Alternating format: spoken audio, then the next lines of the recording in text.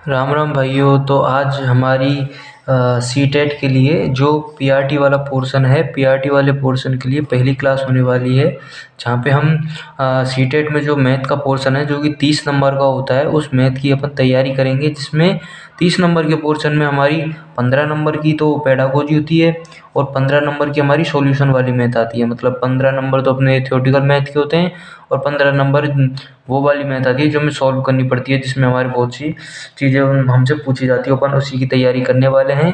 ये जो क्लास है वो पीआरटी के लिए इम्पोर्टेंट रहने वाली है। तो चलिए दोस्तों शुरू करते हैं।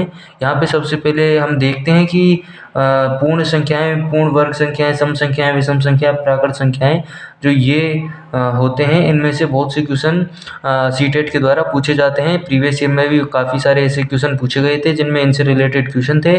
तो आज हम लोग पहले इनके जो थ्योरी है इसको क्लियर करेंगे कि पूर्ण संख्याएं कौन सी होती हैं, पूर्ण वर्ग संख्याएं कौन कौन सी होती हैं। तो फिर इसके बाद जो अगली क्लास होगी, उस अगली क्लास में हम इनसे रिलेटेड जो प्रीवियस ईयर में क्वेश्चन पूछे गए थे उनको सॉल्व करेंगे। तो चलिए दोस्तों देखते हैं। सबसे पहले नंबर पे आती है हमारे पास पूर्ण संख्याएं। पूर्ण संख्याएं जो होती हैं वो होती है हमारे पास 0, 1, 2, 3, 4 और इसके आगे ये इसी सीक्वेंस में चलती जाएंगी 5, 6, 7, 8, 9, 10 और ये इन्फिनिटी तक चलती है। इन्फिनिटी मतलब अनंत तक चलती हैं दोस्तों। तो ये संख्याएं, पूर्ण संख्याओं में आपको ये ध्यान रखना है कि पूर्ण संख्याएं जो होती हैं वो 0 से स्टार्ट होती हैं और 0 से लेकर के और अपने अनंत तक चलती है। मतलब ये ख़त्म नहीं होती है, अनंत तक चलती जाती है। ऊपर इसमें ये ध्यान रखने वाली बात है कि 0 भी इंक्लूड होता है दोस्तों। और इसमें सारी संख्याएं आ जाएंगी 0, 1, 2, 3, 4, 5, 6, 7, 8, 9, 10, जैसे अपने 100 तक, जैसे अपने ये गिनतियाँ होती हैं उस तरीके से हो जाएगा और इसमें 0 इंक्लूड रहेगा दोस्तों। तो ये आपको ध्यान रखना है कि पूर्ण संख्याएं कौन सी होती हैं, पूर्ण संख्याओं में क्या क्या आता है। ठीक है दोस्तों, अब अगले पे अपन चलते हैं। सेकंड नंबर पे हमारा पूर्ण वर्ग संख्याएं।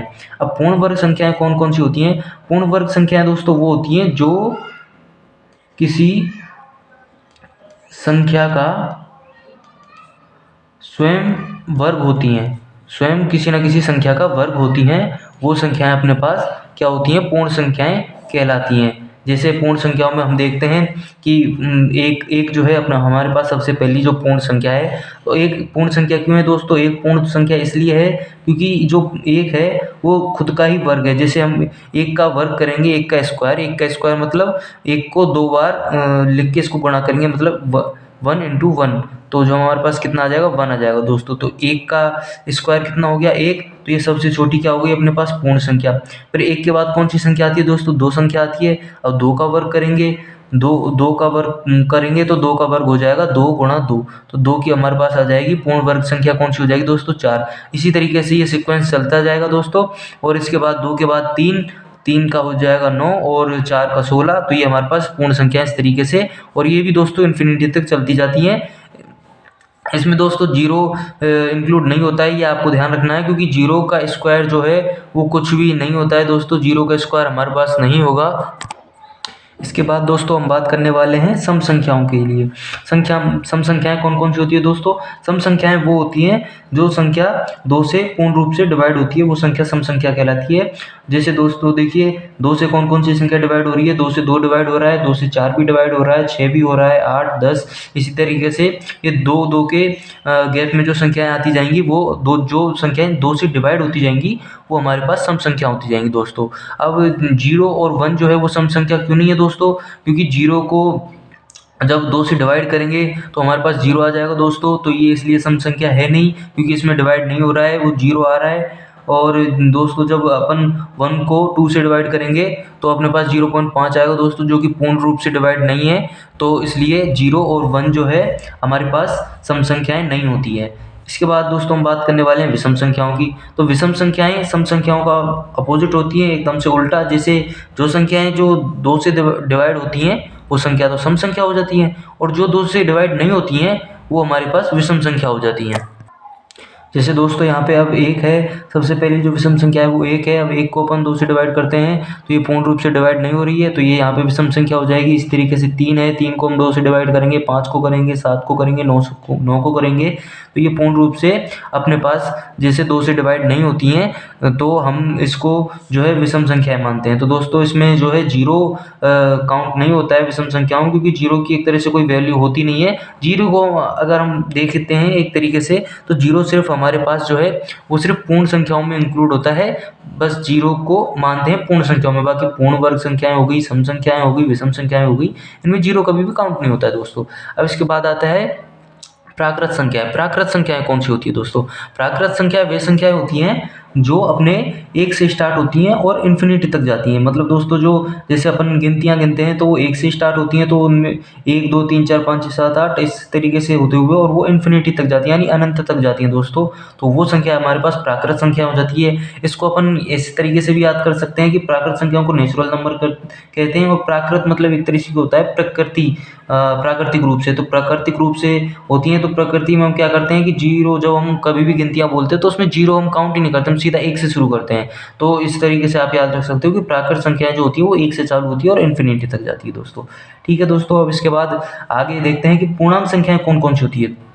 अब दोस्तों देखिए यहाँ पे बहुत ज़्यादा कन्फ्यूजन होती है कि पूर्णांक संख्याओं और पूर्ण संख्याओं में, कि पूर्ण संख्या और पूर्णांक संख्याओं में क्या डिफरेंस होता है दोस्तों। तो इस डिफरेंस को आप एक तरीके से इस तरीके से याद रख सकते हो कि पूर्णांक जो है, अपन जैसे पूर्णांक लिखते हैं तो पूर्णांक जो है हमारे पास पूर्ण और पूर्ण जो है ये हमारे पास दो वर्णों का शब्द होता है, और ये हमारे पास 3 का होता है। मतलब एक तरीके से ये पूर्ण से बड़ा है, ये इसको बड़ा लिखते हैं अपन, और ये छोटा सा होता है। तो दोस्तों इसको इस तरीके से याद कर सकते हैं कि पूर्ण संख्या जो है वो तो अपने पास 0 से स्टार्ट होती हैं, 1 2 3 4 5 6 7 8 9 10 इस तरीके से अनंत तक जाती हैं।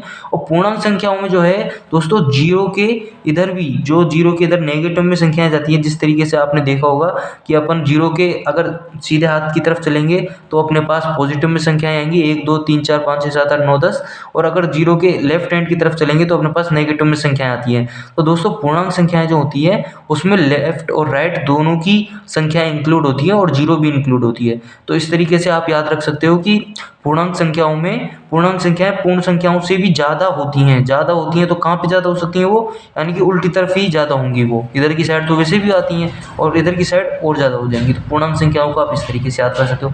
अब भाज्य संख्याएं कौन सी होती हैं? भाज्य संख्याएं दोस्तों वो संख्याएं होती हैं जो संख्याएं अपने आप से भी विभाजित होती हैं और अन्य से भी विभाजित होती हैं और 1 से भी विभाजित होती हैं। दोस्तों भाज्य संख्याओं को जानने से पहले हमको देखना पड़ेगा अभाज्य संख्याएं। अभाज्य संख्याएं दोस्तों वो होती हैं जो 1 से विभाजित होती हैं और स्वयं से विभाजित होती हैं। जैसे हम सबसे पहले देखेंगे कि सबसे पहली जो अभाज्य संख्या है वो 2 है।